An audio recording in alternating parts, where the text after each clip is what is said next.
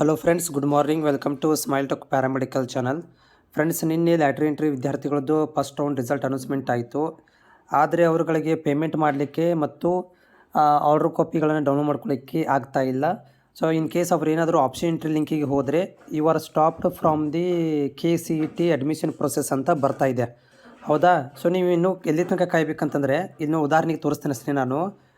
ಇದು ಎಲ್ಲಿ ತನಕ ಅಂತಂದರೆ ಈ ರೀತಿ ಬರಬೇಕು. ಸೊ ಇಲ್ಲಿ ಒಂದು ಇದೆ ನೋಡಿ, ಎಲ್ಲಿ ಅಂತಂದರೆ ಇಲ್ಲಿ ಕಾಣಿಸ್ತಾ ಇದೆ ನಿಮಗೆ ಇವಾಗ. ಸೊ ಇಲ್ಲಿ ಪಾವತಿ ಮತ್ತು ಪ್ರವೇಶದ ಆದೇಶ ಡೌನ್ಲೋಡ್ ಲಿಂಕ್ ಅಂತ ಬರುತ್ತೆ. ಸೊ ಈ ರೀತಿ ಬರೋ ತನಕ ಕಾಯಬೇಕು. ಓಕೆ, ಇದು ರೆಗ್ಯುಲರ್ ವಿದ್ಯಾರ್ಥಿಗಳು ಈ ರೀತಿ ಬಂದಿತ್ತು. ಸೊ ನಿಮಗೂ ಕೂಡ ಏನು ಮಾಡ್ತಾರೆ ಅಂತಂದರೆ, ಇವಾಗ AHS BPT ಪಾವತಿ ಮತ್ತು ಪ್ರವೇಶ ಆದೇಶ ಡೌನ್ಲೋಡ್ ಲಿಂಕ್ ಅಂತ ಬರುತ್ತೆ. ಅಲ್ಲಿ ತನಕ ಕಾಯಿರಿ.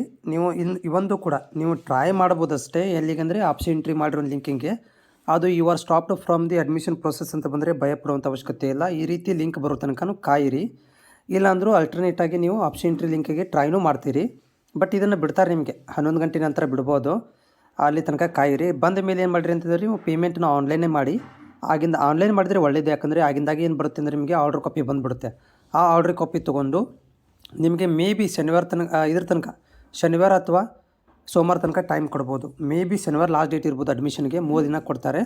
ಸೊ ಶನಿವಾರ ತನಕ ನೀವು ಹೋಗಿ ಏನು ಮಾಡ್ಬೋದು ಅಂತಂದರೆ ಅಡ್ಮಿಷನ್ ಪಡಿಬೋದು. ಬಟ್ ಗಡಬಡಿ ಮಾಡೋಕ್ಕೆ ಹೋಗಬೇಡಿ.